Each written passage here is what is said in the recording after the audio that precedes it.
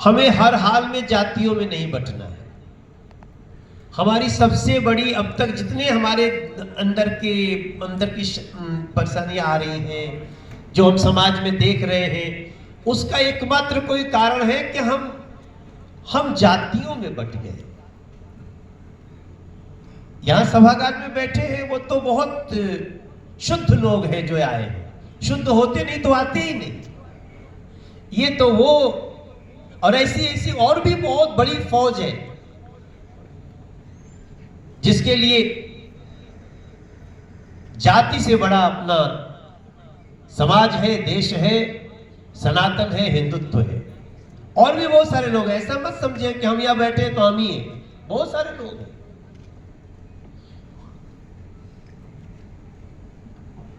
लेकिन हम जातियों में बंटते गए और ऐसे ही नहीं बंटे, हमें बांटा गया।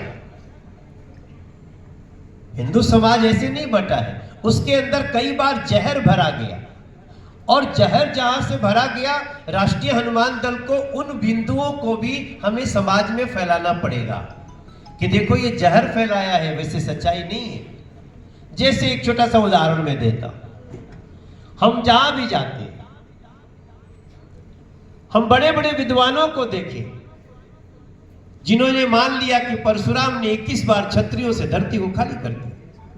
बड़े बड़े विद्वानों को मैंने बात करते सुना और इस कारण कितने लोग आपस में बहुत तनाव में रहते हैं। मैं जब थोड़ा होश संभाला तो मैंने इस पे बहुत काम किया। मैंने रामचरितमानस पढ़ी, मैंने वाल्मीकि रामायण पढ़ी, मैंने हर तरफ से जहां जो छोटा छोटा लिखे थे सब में देखा कि क्या ऐसा हुआ कि भगवान परशुराम तो विष्णु के छठे अवतार हैं, तो ऐसा क्यों कहा गया, इनको क्यों ऐसा रूप बनाया गया कि इन्होंने 21 बार क्षत्रियों से धरती को खाली कर दी। और जब हम रामचरितमानस पढ़ रहे हैं तो देख रहे हैं कि राम लक्ष्मण को आशीर्वाद दे रहे हैं। आप सब रामलीला या रामायण ध्यान से देखे होंगे तो जब भगवान परशुराम शिव धनुष टूटने पे आते हैं तो बहुत गुस्से में है। उनका गुस्सा क्या है, शिव का धनुष किसने तोड़ दिया, हमारे शिव का धनुष, क्योंकि वो शिव के धनुष के रक्षक के रूप में थे। लेकिन धनुष कहां रखे थे, धनुष तो एक क्षत्रिय के घर में रखे थे। जनक जी स्वयं क्षत्रिय है। और जब इतने गुस्से में भी आते हैं, जब विश्वामित्र जी उठ के कहते हैं कि महर्षि जरा राम लक्ष्मण को आशीर्वाद दीजिए ये दोनों बच्चों को, उतने गुस्से में भी पूछते हैं कौन है ये राम लक्ष्मण। उन्होंने कहा ये राजा दशरथ के पुत्र है। तो गुस्से में भी आप पलट के पूरा पढ़ लीजिए, परशुराम ने क्या कहा, आयुष्मान भव।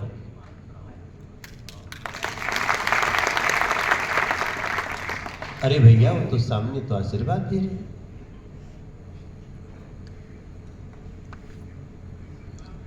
तो फिर वो कौन लोग थे जिन्होंने चला दिया और समाज में चल गया। अब चलाने वक्त तो ये भी चलाया जा सकता था कि राम ने सारे ब्राह्मणों को मार दिया, क्योंकि रावण ब्राह्मण था। रावण आतताई था, उसको भगवान ने मारा। सहस्त्रबाहु आतताई था, उनको परशुराम ने मारा।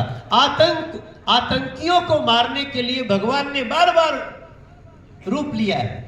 लेकिन हमारे यहां तो बड़ी चालाकी थी, क्योंकि अगर इस समाज के, अभी आज तो हम अलग अलग जातियों में हो गए, एक समय तो वर्ण ही होता था, ब्राह्मण क्षत्रिय वैश्य शूद्र। अब शूद्र का भी जो परिभाषा बता दिया गया है आजकल, तो सुन के लगता है क्या अब आज के हिसाब से तो हम शूद्र हैं, क्योंकि हम अब कार्य करने के बदले पैसे लेते हैं।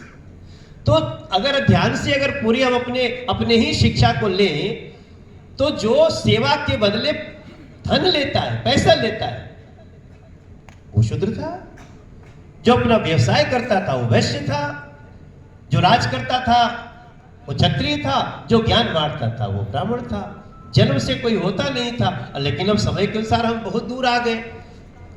तो जिन लोगों को सनातन से समस्या थी उनको पहले था कि ब्राह्मण और क्षत्रिय को लड़ा दो, और एक कहानी चल गई और दुनिया उसको मानने लगी। आज भी कई लोग मानते हैं।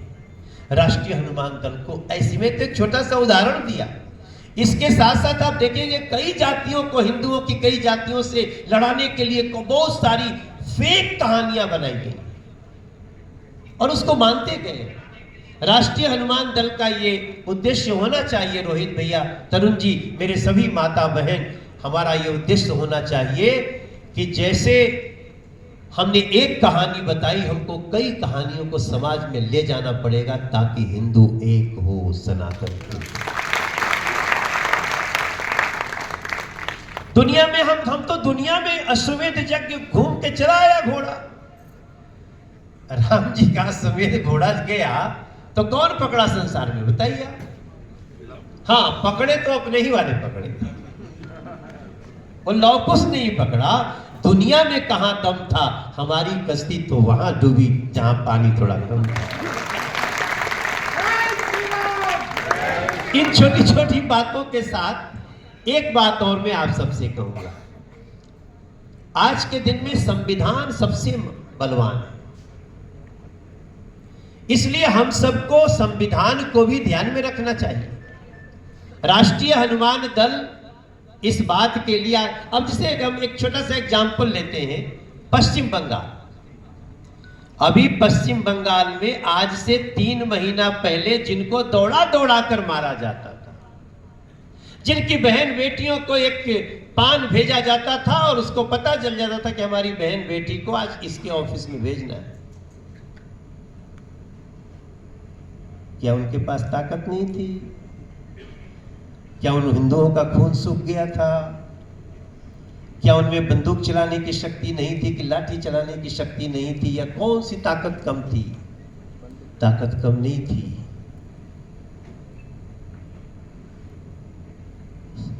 संविधान ने जो शक्तियां दी हैं उसके अनुसार उनके पास वो शक्ति नहीं थी, और जिनके पास शक्ति थी वो जो चला रहे थे वो हमसे आपसे किसी से छुपा नहीं है। इसलिए हमको आपको इसके लिए भी समाज को तैयार करना पड़ेगा। बाबा साहब भीमराव अंबेडकर जी ने भी कहा था कि संविधान कितना अच्छा है इस पे निर्भर नहीं होगा कि कितना अच्छा लिखा गया है, इस पे पता चलेगा कि संविधान का सदुपयोग करने वाला कौन है।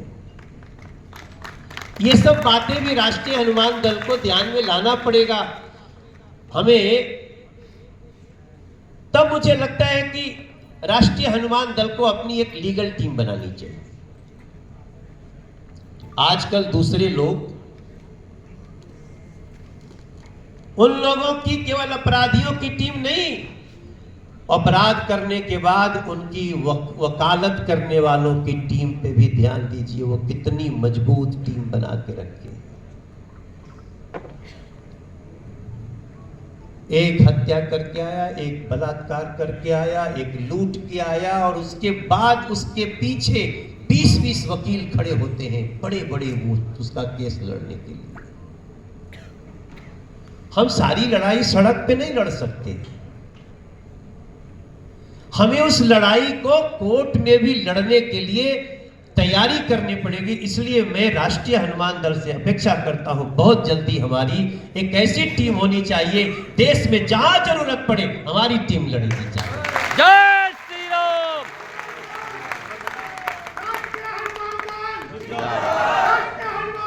जिंदाबाद। ये मैं बैठे बैठे अभी सोच रहा था, मैं बहुत देर से नहीं सोच रहा था, जो बातें आ रही तो मुझे लगा ये इसकी तो आवश्यकता है,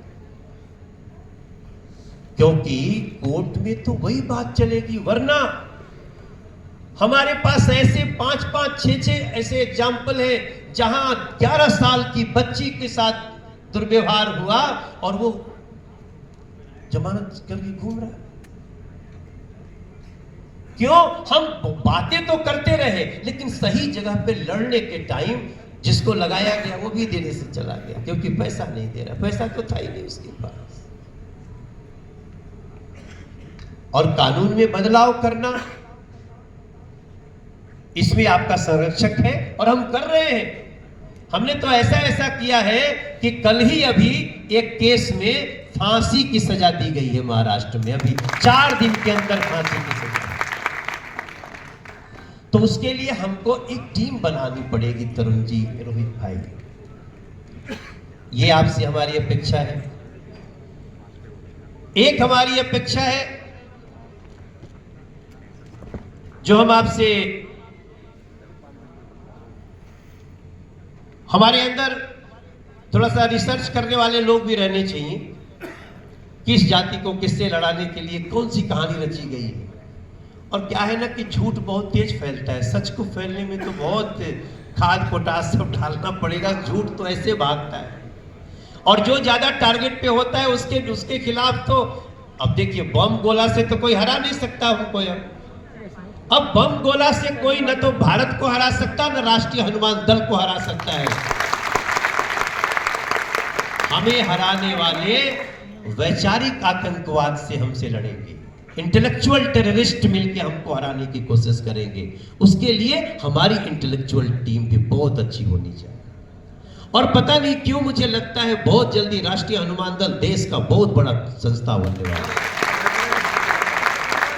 भारत माता की जय, भारत माता की जय, मनोज तिवारी जी, जय जिंदाबाद, मनोज तिवारी जी जिंदाबाद। तो मुझे इतना ही कहना था, इससे ज्यादा कुछ कहने नहीं।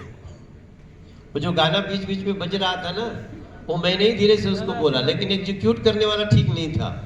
उसको बोला था जब बोलूंगा तब बजाना, वो पहले ही दबा दिया। तो ये भी है ना, जिसके हाथ में दिया गया हथियार ना, उसको बताया जाए कि भाई टाइम पे कब चलाना है, नहीं पता चले अपने में लगा दिया तो फिर तो।